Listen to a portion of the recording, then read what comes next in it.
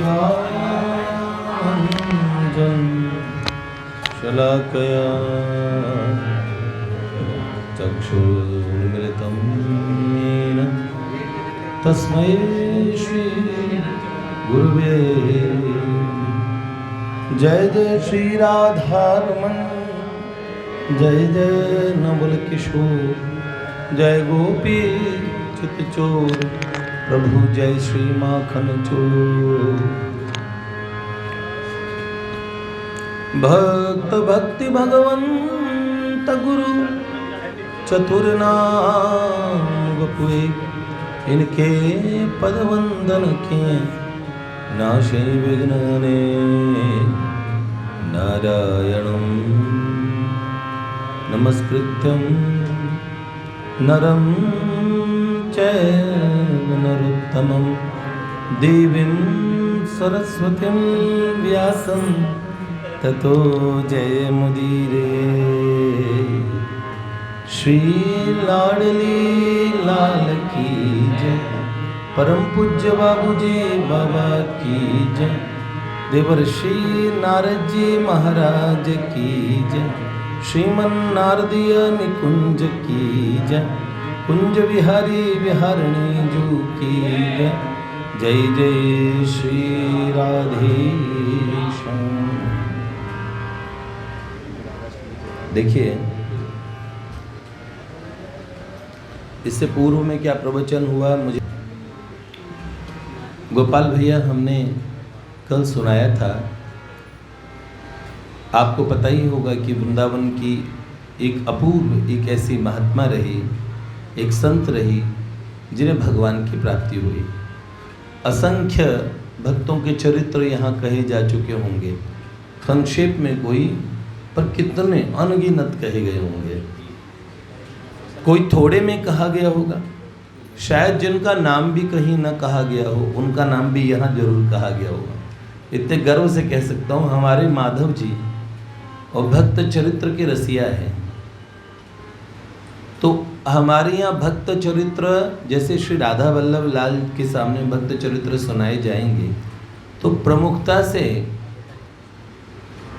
वो श्री राधा वल्लभीय भक्तों की प्रमुखता के साथ में वह चरित्र होंगे, अन्य भक्तों की भी होंगे, पर परिपाटी प्रमुखता से जो विस्तृत विवेचन रहेगा वो राधा वल्लभीय भक्तों का होता है। आजकल जब से भक्तमाल की कृपा हुई है तब से सब ठाकुर सबकी कथा खूब खूब सुनने लगे। वर्तमान में परिपाटी बदली है। पूर्व में अपने आचार्य परंपरा के, अपनी परंपरा के भक्तों के चरित्र ही सुनाए जाते थे, किंतु बाद में जब से भक्तमाल की परिपाटी आई तब से, और ज़्यादा बढ़ा भक्तमाल का बोलबाला, तब से सब ठाकुर सबकी कथा सुने। माधव जी पूर्व से सबकी कथा सुन रहे हैं बड़े। तो बहुत सुंदर। अब उनमें से एक ऐसी भक्त हैं उषा दीदी, जिनका चरित्र कल हमने आपको कल जो हमारा हमने सुना कि किस तरह उनका अनेक संतों से संबंध है और संतों का बड़ा लाड मिला। पूज्य आनंदमयी माँ का ये और छोटा सा प्रकरण मुझे बड़ा अच्छा लगा। जब एक बांग्ला बालक और बंगाली बालक ने और उनसे पूछा तुम्हारा नाम क्या है, तो उषा दीदी ने उसे देख के कहा शरारत में क्रोधोमयी। तो कहा क्रोधोमयी, बच्चा छोटा सोचने लगा। इतने में पूज्य आनंदमयी माँ आ गई तो कहने लगा हे माँ तुम्ही आनंदमयी इन्हीं को क्रोधोमयी। तो आनंदमयी माँ हंसने लगी कि माँ तुम तो आनंदमयी हो और ये क्रोधोमयी है। हाँ, कल एक घटना हुई। अच्छा, क्या बता रहा था मैं? एक सच्ची घटना। अच्छा, वो रह गई। हाँ, मैं ऐसे कह रहा था कि किस विषय में मैंने कहा, जब आवाहन किया जाए तो भगवान आते हैं। सेवक जी का प्रकरण बता रहा था मैं, सेवक राम जी का। तो उन्होंने भगवान को बुलाया। भगवान आ तो जाएंगे, लेकिन आप तैयार हैं उनसे मिलने के लिए? मेरे जीवन में कई ऐसी घटनाएं हुई है आपको एकदम सत्य सत्य कहता हूँ, मैंने कई बार कई देव स्वरूपों का आवाहन किया है, मेरे साथ रहने वाले सब जानते हैं। और एक आवाहन में मेरा जिसको याद है, जो मेरे का सबसे प्रारंभ का आसन था, उसका एक हिस्सा पूरा ऐसे पूरा एक भाग देखते हो पूरा जला हुआ था। जानते हो हम क्या करते हैं, किसी जब अक्षत करते हैं, देव अक्षत से ही, और देवताओं कहते हैं कि मैं आपका आह्वान कर रहा हूँ स्थापयाम, और आपकी स्थापना कर रहा हूँ, और आपको स्थान आसन देके, और फिर हम उनका अर्घ्य इत्यादि देते हैं, उनको स्नान इत्यादि कराते हैं। तो ये हमने सुना हो, ऐसा होता है ना। तो एक आसन पे मैंने स्थान दिया, किन को बुलाया था, किनका मेरा आवाहन करने का मन था। जैसे पंडित जी पूजा करते हैं तो गणेश जी का आवाहन करते हैं ना, एक सुपारी में होता है ना, षोडश मातृका बनाते हैं ना, ओंकारस्थ देवताओं का पूजन करते हैं ना, नवग्रह का बनाते हैं ना, बिंदी बिंदी 9 बना देते हैं, फिर एक एक का पूजन करते करते हैं ना, फिर वो देवस्वरूप हो जाता है ऐसा। तो एक ऐसे आवाहन में मेरा आसन जल गया। तो किसी भी ऐसी घटना,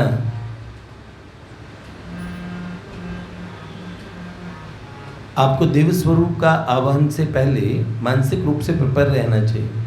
7 दिवसीय एक हनुमान जी के दर्शन का अनुष्ठान है, मैंने कुछ भक्तों से भी करवाया है। तो एक भक्त डर के भाग आए, बहुत डर गए, बीच में छोड़ दिया उन्होंने। मैंने कहा अब तुम इसे सात्विक रूप से पूरा करो और हनुमान जी को कह दो कि ना आए, बस मैं अनुष्ठान आपकी भक्ति के लिए कर रहा हूँ। तो अलग अलग साधकों से अलग अलग चीज़ें करवाई हुई है मैंने। कईयों को हमारे सामने बैठे हैं, इन्हें भी देवताओं के दर्शन का बड़ा चाव था। तो ऐसा हमने कहा कि भाई कई विधियां हैं, देखो मार्केट में वो गलत विधियां इतनी आ गई। मैं हंस रहा था कुछ दिन पहले, यूट्यूब का माही भैया आप थे ना, हम बैठे थे ऐसे ही, देवी आएंगी और ये मंत्र करें। तो वो जो मंत्र बोल रहे थे, वो मंत्र इतना गलत बोल रहे थे, सुनते हुए मुझे इतनी हंसी आई। सारे लोग बिल्कुल अज्ञानी नहीं हैं, बहुत अच्छे अच्छे और जानकार भी, मंत्रों के मंत्रज्ञ भी और मुद्रा के जानकार भी। कई लोग तो मुद्रा ही गलत बता रहे हैं, मुद्राओं के नाम में हेरफेर कर रहे हैं। कई लोग यंत्र ही गलत बता रहे हैं। बताइए, यंत्र मूल है। जब उपासना करते हैं, देव स्वरूप का आवाहन करते हैं, तो यंत्र ठीक होना चाहिए, उपासना पद्धति ठीक होनी चाहिए, मंत्र भी ठीक होना चाहिए, उच्चारण भी ठीक होना चाहिए। ये सारी चीज़ें हैं, लेकिन बड़ी गलतियां हो रही है, बेसिक गलतियां हो रही है। कहीं से सीख के पुस्तक से किसी ने उच्चिष्ट गणपति, बहुत भीषण साधना है, गणेश जी की तंत्र उपासना बहुत भीषण है। और भैया उनको उनसे गलती हो गई, कर तो लिया उन्होंने। उनके शरीर की 100 से ऊपर हड्डियां अगले दिन टूटी हुई थी। कैसे टूटी? उन्हें सपने में हाथियों ने कुचल कुचल के मारा। जब जागे तो पूरे शरीर में फ्रैक्चर थे। मुंह की लगभग 10 से 20 हड्डियां टूटी हुई थी, नाक की, सब चीज़ों, पूरे शरीर पे पट्टे ही पट्टे बंध गए। उच्चिष्ट गणपति का आवाहन किया, गलत तरीके से किया।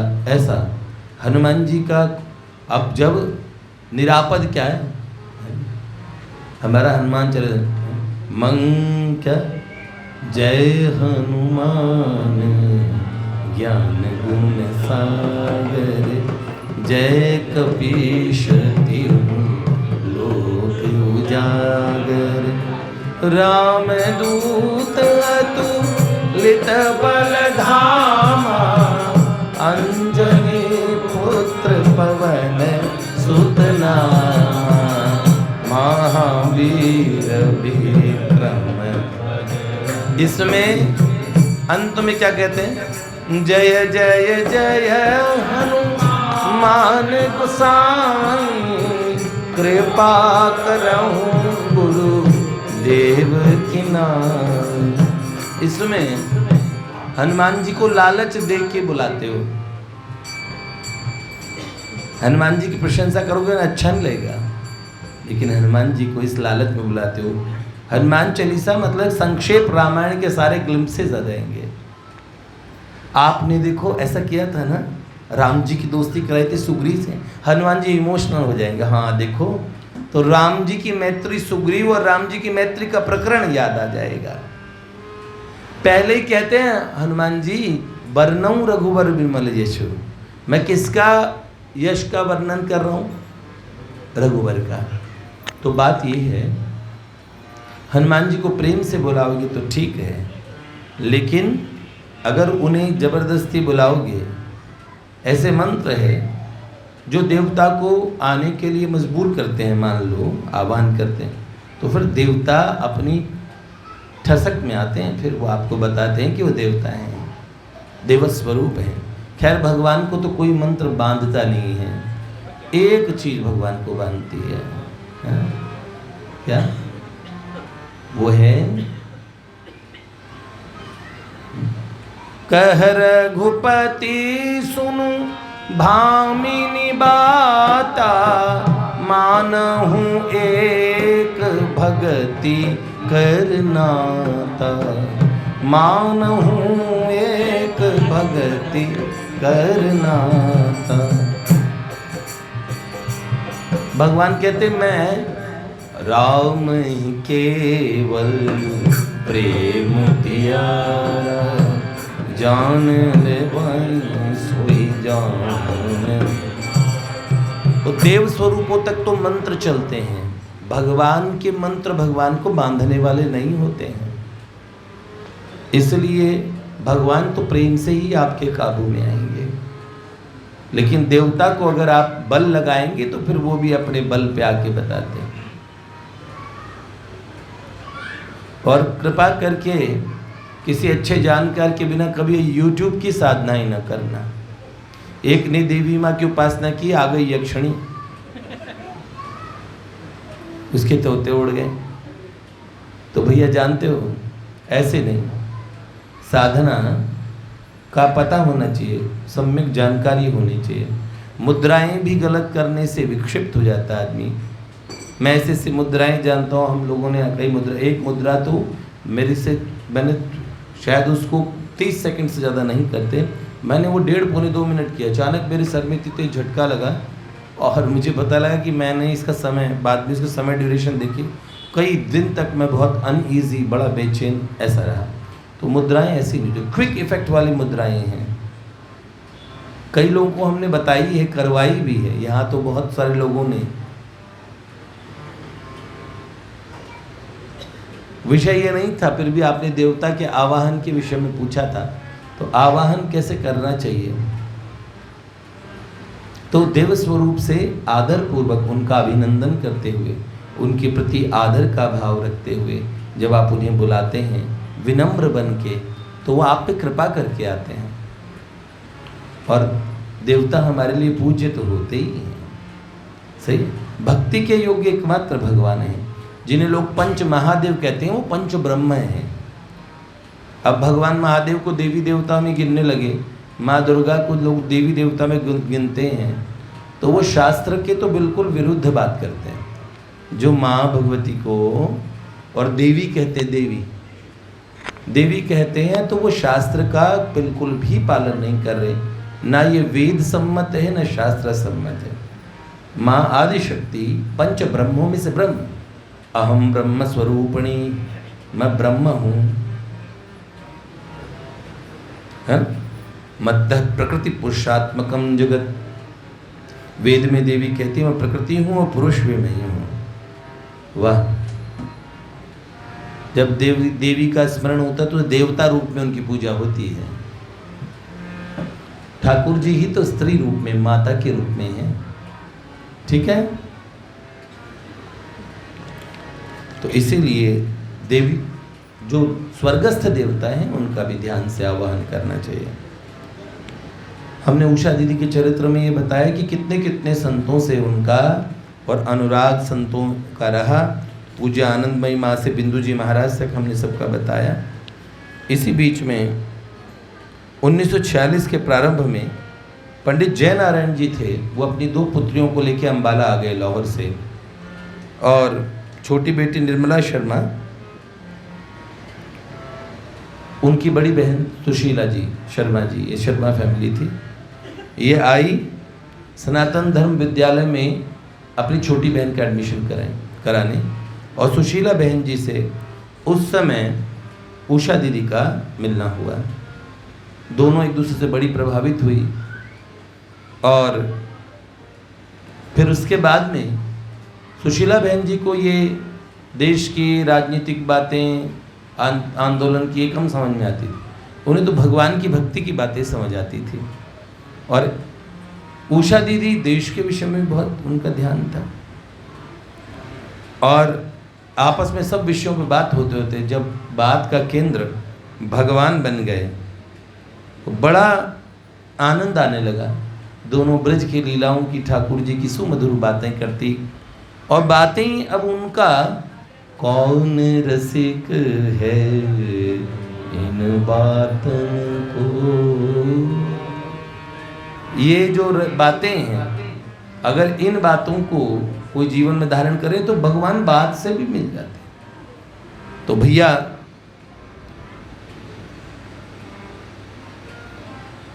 उस समय देश के आज़ादी के आंदोलन में कांग्रेस, जो नरम दल थे वो सब कांग्रेस ही थे, तो कांग्रेस की मीटिंग थी और सुशीला दीदी को बुलाया था उषा दीदी ने, लेकिन सुशीला दीदी ने आई, वो बैठ के सनातन धर्म मंदिर में वैशाख महात्म्य सुनने लगी, वैशाख महीने का।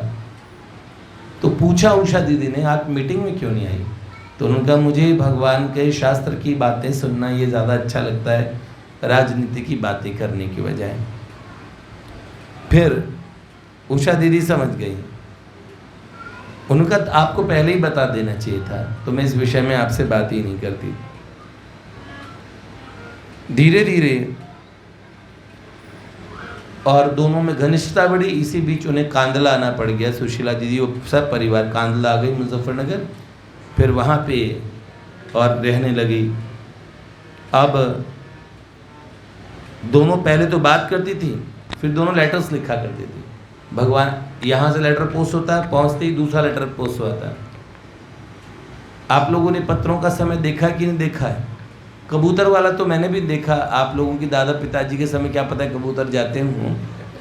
हाँ, मैंने कबूतर जा सुना जरूर है, पर कबूतर को जाते हुए नहीं देखा। हमारे यहाँ तो गवर्नमेंट का कबूतर आता था और डाकिया डाक लाया साइकिल पे। अब हाँ, गवर्नमेंट कबूतर खाकी वर्दी में। हमने वो उड़ने वाले कबूतर नहीं देखे जो चिट्ठी लाते हैं, लेकिन वो नीला सा आता था। मैंने उसे वो भैया क्या बोलते, येलो कलर का कार्ड जैसा होता, पोस्ट कार्ड ना, उस पर छोट, हाँ, और एक नीले रंग का आता था, हाँ, अंतरदेशीय, उसको चिपका के हम पूरा, है ना, उस पर अंत पे गोंद होती थी। भैया बहुत ही सुमधुर समय था वो। एक फ़ोन होता था तो उसे घुमाने में बड़ा टाइम लगता था, खटर खटर खटर खटर। और फिर कितनी आत्मीयता थी हमारे घर के फ़ोन में। उधर जो आप डिपो है, डिपो तक के लोग उस फ़ोन पे नंबर देख, पता नहीं कहाँ से एक दूसरे को नंबर देते थे। फिर हम एड्रेस पूछते पूछते लोग जाया करते थे, हम बताने उनके घर में, इनका घर कौन सा, जिनका फ़ोन है उन्हें बताते, अब आपका फ़ोन आने वाला है, आप हमारे घर आना। उन्हें बुलाते थे, चाय पिलाते थे, इतनी मेहनत करनी पड़ती थी। आत्मीयता थी लोगों में। रामायण का सीरियल था तो लोग बैठा करते थे, देखा करते थे, सब ज़माना था वो भी भैया। ऐसे ही और पत्राचार से भी भगवान की बातें, प्रतिदिन पत्र एक दूसरे आते थे। और सुशीला दीदी को उस समय इतना अनुराग बढ़ा भगवान का कि घर छोड़ के वृंदावन भाग गई। घर वाले ढूंढ रहे हैं। मदन मोहन जी के मंदिर के सामने की साइड में पूरा थोड़ा बीहड़ जैसा था और वहीं पड़ी रही। किसी प्रेमी और जो वृंदावन वास कर रहे थे, ऐसे कोई सज्जन युग, कोई दंपति उनको लेके अपने घर लेके आ गए, और बंगाली परिवार था जो ब्रिजवास के लिए आए थे, और फिर उन्होंने घर उनको वृंदावन रखा कुछ दिन, फिर उनकी वापसी जाने की टिकट करके दिल्ली वापस भिजवाया। फिर वो उषा दीदी से मिलने अंबाला चली गई, अंबाला सीधा दिल्ली से, घर नहीं गई। उषा दीदी को पता लगा ये ब्रज चली गई, तो उषा दीदी को ये अच्छा नहीं लगा। हालांकि वो इस अनुराग को तो बहुत अच्छा मानती थी, लेकिन वो एक बात हमेशा कहा करती थी कि don't toss your heart in the street. अपनी भावनाओं को, भगवान से प्रेम की संबंधित जितनी भावनाएं हैं उनको सार्वजनिक करने का कोई लाभ नहीं है। और उन्होंने ये कहा, अपने ठाकुर जी दिखाए घर वाले, क्या आपको इनमें प्रत्यक्ष ठाकुर जी नहीं दिख रहे? क्या ये प्रत्यक्ष भगवान नहीं है? समझाना ऐसे ही पड़ता है कि आप जहाँ हैं वहीं भगवान है। बाद में तो उषा दीदी भी वृंदावन गए लेकिन पहले तो समझाएंगे ना, ऐसे पहले पहले ही चले गए खेल खेल में वृंदावन ब्रजवास, अखंड ब्रजवास करने वाले। और ये जो भैया हैं इनकी धर्मपत्नी हैं, इनको तो हमने खंडित ब्रजवास कराया। खंडित इसलिए ताकि इनका अखंड हो जाए हाँ हाँ, ऐसे पहले शौक में अखंड कर लो, फिर अरे मेरे भैया गलती हो गई निकल गई, ऐसे रोए बाद में बैठ के, क्या फ़ायदा मेरे मुंह से निकल गए। भगवान को बोलते रहो भगवान कहाँ से। फिर मन करता है अरे भाई के यहाँ ब्याह हो रहा है यार, जाते तो अच्छा होता है, परिवार में बेइज्जती हो रही। सही है, जब तक आपको लोक धर्म निभाने की अंदर में, ये आपकी भाषा, ये कह रहे चलो बच्चा ये मुझे बता रहा, हाँ ये मची पड़ी है भीतर से कि हमें तो लौकिक धर्म का पालन करना है। फिर आप मुझे बताइए, कृत्रिम आर्टिफिशियल आप विरक्ति नहीं ला सकते। धर्मवीर से पूछ लूँ, आप निश्चिंत हो जाओगे जब अखंड ब्रजवास कर लोगे, तो किसी भी आवश्यकता में अपनी माताजी पिताजी के पास भी नहीं जाओगे, अभी निश्चिंत हो जाओगे। जिस दिन आपका मन मानसिक रूप से तैयार हो जाएगा कि मैं निश्चिंत हूँ, उस दिन ये ब्रजवास अखंड कर लें। अखंड ब्रजवास से पहले की एक भूमिका होती है। इनकी पत्नी की जो भूमिका है वो ये है खुद, कि ये बैठे हैं, हर चीज़ को संभालने के लिए बैठे हैं, कहीं जाने आने के एक ऐसा एक पीछे चाहिए। इनके लौकिक पारिवारिक कर्तव्य पूरे हो जाएंगे तो उससे पहले, तो इसलिए ये ऐसे बहुत त्वरा में लिया गया निर्णय होता ही नहीं। उषा दीदी ने सुशीला बहन जी को समझाया कि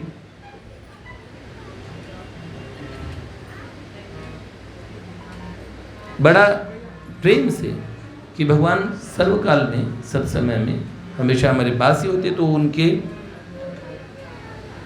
उन्हें ठाकुर जी के विषय में उन्होंने बताया।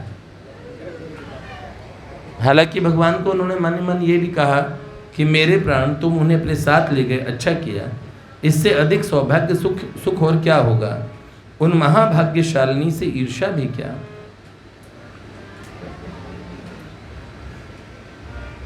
कई सुंदर और ऐसे अनुभव हुए बाद में सुशीला बहन जी को। उन्हें लगा कि मेरे को उषा दीदी के सानिध्य की ज़्यादा ज़रूरत है ब्रजवास की बजाय। देखो,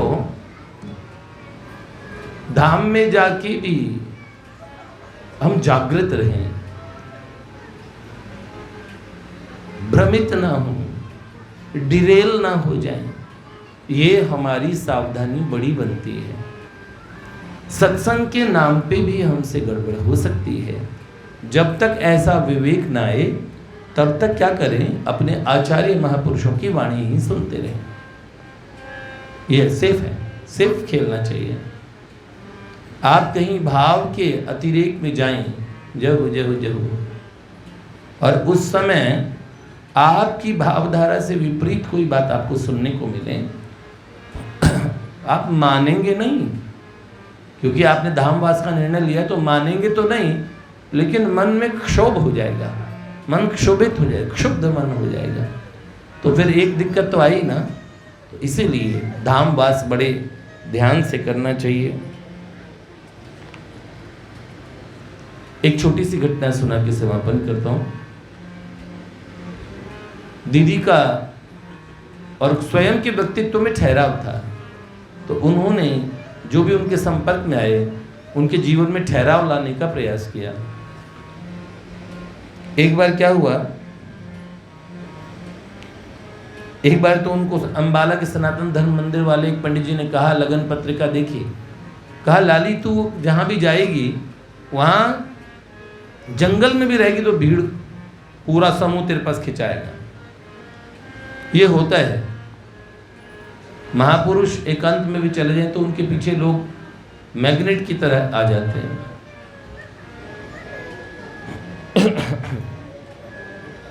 अच्छा, अहिंसा उनका स्वभाव था, वाणी से भी कभी उन्होंने हिंसा नहीं की। क्लास में स्टूडेंट्स को कभी कभार पनिशमेंट देना पड़ता है तो मारा तो इन्होंने कभी नहीं, कभी कभार उनको खड़ा डेस्क पे खड़ा होने की या फिर खड़ा होने की सजा देती थी। तो मन में भगवान का स्वरूप मान के बोलती थी, प्रभु मैं उस बालिका को और केवल विद्यालय के व्यवस्था संपादन हेतु इसके उज्जवल भविष्य के लिए इसीलिए इसको ये सजा दे रही हूँ और इस बालिका को मैंने खड़ा किया है। आप मेरे हृदय की बात जानते हो प्रभु, आप बुरा ना मानना। और उतनी देर तक दीदी बैठती ही नहीं थी, कोई ना कोई बहाने से खड़ी रहती थी। जब तक वो बच्ची खड़ी रहती तब तो वो खुद भी नहीं बैठा करती थी। बड़ा क्रूर कार्य है अध्यापक होना भी। जब मैं कक्षा 12 का और क्लास टीचर था एवरेस्ट पब्लिक स्कूल में, तो हमने देखा कि मैं जब जाता था प्रेयर के समय पीटीआई सर, बहुत सारे मुर्गे होते थे वहाँ पे। एक बार एक बच्चा स्कूल में नहीं आया तो अगले दिन टीचर ने पूछा कल एब्सेंट क्यों थे, तो बोले सर मुझे बर्ड फ्लू हो गया था। तो बोला, उन्होंने कहा बहन बर्ड फ्लू तो और इंसानों को थोड़ी ना होता है, पक्षियों को होता है। तो बोला आपने इंसान समझा ही कर, जब चाहे मुर्गा बन जा, मैं मुर्गा बन। तो बात तो सही है, भगवान ने मनुष्य योनि दी, आपने मुर्गा बना दिया मुझे। तो ऐसे इतने मुर्गे हुआ करते थे अपनी कक्षा तक गुजरते हुए। तो मैंने कह दिया भाई सर्वर मत बोला करो, भैया बोला करो, ठीक है। तो बच्चे बोला करते थे खुश होकर, हरे कृष्णा भैया, हरे कृष्णा भैया, हरे कृष्णा भैया। तो अधिक क्लासेस के बाहर बच्चे खड़े होने की आंखों में ऐसी होती थी भगवान। तो मैं उनके टीचर से जैसे मिलना होता था, मैं कहता इन बच्चों को मुर्गा क्यों बना रखा, छोड़ दीजिए, वो मौसम कितना खराब हो रहा है। तो 4 बात कह के तो बहुत बार मैं छुड़वाई दिया करता था कि बच्चों को मुर्गा ना रखें, बच्चे की आत्मा। और असल में ये बात बड़ी खराब लगती थी लोगों को। बच्चे प्रिंसिपल के लिए भी बोला करते थे कि पैर छू लो, तो नहीं छूते थे। वहीं दूसरे क्लास टीचर के बच्चे आके पैर छूते थे। बच्चों में तो परोपकार की भावना थी ना। एक शेर ने कांटा निकाला, एक शेर का कांटा निकाला एक बंदे ने, तो बाद में उसी शेर के पिंजरे में उसे डाल दिया, तो शेर ने खाया नहीं। तो बच्चे क्या, बच्चे कोई कम थोड़ी ना होते हैं। तो भैया हाँ तो वो बच्चे बड़े उनकी आत्मा प्रसन्न होती थी।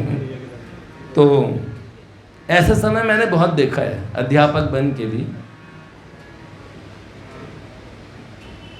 ट्रेन में एक बार, और किसी ने तो एक बार इनके साथ विजय भैया उन्होंने और जो लेखक हैं उन्होंने केवल एक गधा रास्ते में था, उसे ऐसे हल्का ढेला उठा के उसे थोड़ा साइड करने के लिए ऐसे जैसे कहते फूल के बराबर भी चोट नहीं लगी, ऐसे नहीं मारा, ऐसे ताकि वो गधा हट जाए। वो खाली वो स्पर्श किया है उन्हें, तो दीदी वहाँ रोने लगी। उन्होंने पूरे दिन अन्न जल कुछ भी नहीं लिया। उन्होंने कहा आपने तुमने इसे मारा, और उन्हें बड़ा दुख हुआ। फिर उन्होंने कहा कि नहीं, किसी को भी ऐसे चोट पहुंचाना उन्हें अभीष्ट नहीं था। एक बार ट्रेन में कुछ लड़के बैठे थे, अपनी कहानियाँ सुनाते, मैंने उसके पेट में छुरा मारा, ऐसे मार दिया, वो मार दिया। फिर दीदी ने उन बालकों से बड़ी अच्छी बात की, सब यंग बॉयज़ थे, उन्हें समझाया। तो इतने प्रभावित हुए कि जाते समय उन्होंने कहा बहन जी हम अपना जीवन बदलेंगे, हम अच्छा बनेंगे, ये छुरा हम आपको भेंट में दे रहे हैं। उन्होंने कहा मुझे इसकी आवश्यकता नहीं छुरे की। तो उन्होंने कहा आप ये सोच के छुरा रख लीजिए कि ये हमारे नए जीवन की शुरुआत है, छुरा कहीं तो हमें छोड़ना ही है, तो आप रख लीजिए इसे। तो वो छुरा दीदी के पास रहा। और एक बार तो क्या हुआ, उन्हें मथुरा से कोई तांगा किया उन्होंने,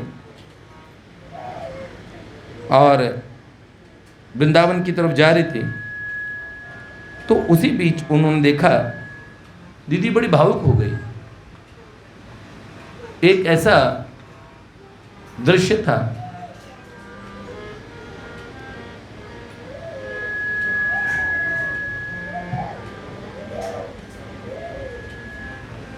तो विजय जी से उन्होंने पूछा अगले दिन कि वो तांगे ने छोड़ दिया उन्हें, वो इतनी भावावेश में क्यों थी।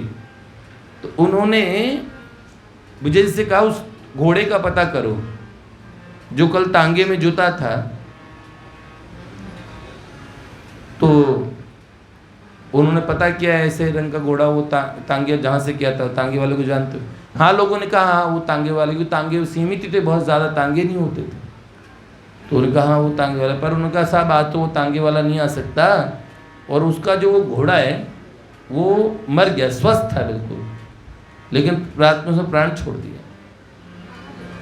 तो समाचार लेके वो बोले दीदी आपने घोड़े का समाचार लिया, तो घोड़ा तो मर गया रात में, स्वस्थ घोड़ा, उसकी बड़ी सेवा भी करते थे, नया खरीदा था, बहुत अच्छा घोड़ा था। तो उन्होंने बोला आपने ऐसे क्यों पूछा?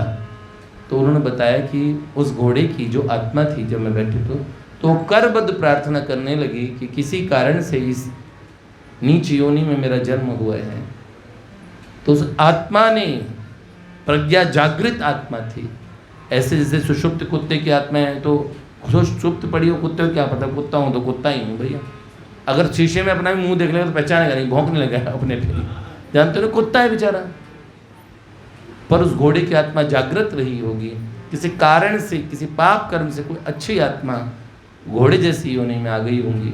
तो उन्होंने प्रार्थना की कि मेरे को इससे मुक्त करवाओ, और भगवान से प्रार्थना करने पे उसी दिन उस घोड़े की आत्मा को मुक्ति मिल गई। ठीक है, तो ऐसे बहुत घोड़ों की आत्मा को भगवान और संतों की कृपा से और मुक्ति मिलती है। उन घोड़ों में से हम ना हों। लाडली लाल की